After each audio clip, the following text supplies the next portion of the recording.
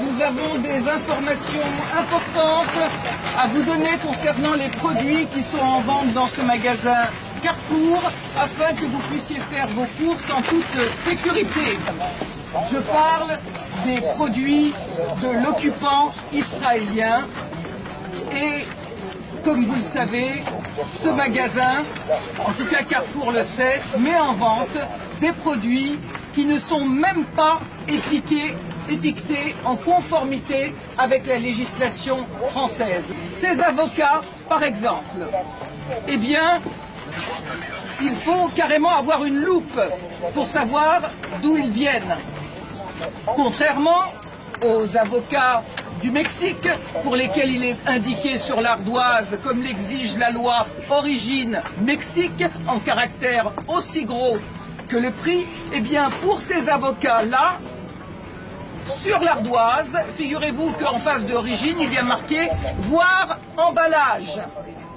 Et pour voir emballage, eh bien, il faut avoir une vue très perçante pour arriver à détecter le mot Israël. Et si vous regardez ces pomelos, il est écrit « Regardez l'emballage pour voir d'où ils viennent ». Et il faut vraiment, comme l'a dit ma camarade, avoir une loupe pour voir écrit dessus « Israël ». Ce n'est pas écrit sinon. Et l'État d'Israël viole les droits des Palestiniens tous les jours, maltraite des enfants, arrête des enfants, arrête des adultes, assassine. Ils font une information. Les Palestiniens n'ont plus la possibilité de cultiver leur terre dans la vallée du Jourdain. Mais il y a d'immenses colonies agricoles dans cette vallée qui produisent ces dattes. Ça, c'est la direction qui peut vous permettre. Bien sûr, il n'y a pas marqué Israël dessus. Elle est où la direction? Le boycott d'Israël, tant que cet État foulera au pied les droits les plus élémentaires du peuple palestinien, est une action efficace, pacifique et non violente. Au XXe siècle, Gandhi en Inde, Nelson Mandela en Afrique du Sud ont prôné le boycott pour mettre fin à l'apartheid. Ce qui vaut pour le client vaut aussi pour le marchand.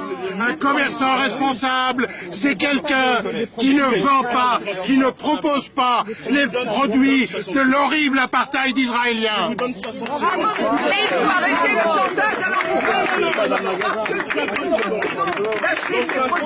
ça n'a rien à voir avec la religion, même si Israël attaque régulièrement l'esplanade des mosquées et la mosquée El-Aqsa pour faire croire qu'au lieu d'un vol de terre, c'est un conflit religieux. Eh bien, il faut que Valls et le CRILF arrêtent de mentir et de faire croire que tous les juifs sont d'accord avec la politique criminelle israélienne. Ils ne sont pas invités sur les plateaux de télé et en plus, ils sont pourchassés ici en France et en Israël par cette fameuse démocratie qui emprisonne les dissidents, les juifs israéliens qui refusent par exemple, comme cette courageuse Tahir Kamener, qui est en ce moment en prison, qui a 19 ans, qui refuse de servir dans l'armée d'occupation. Et aussi, vous avez Ezra Naoui, qui est un Israélien juif qui est en prison à l'heure actuelle en Israël parce qu'il milite dans des associations de défense des droits de l'homme et des droits des Palestiniens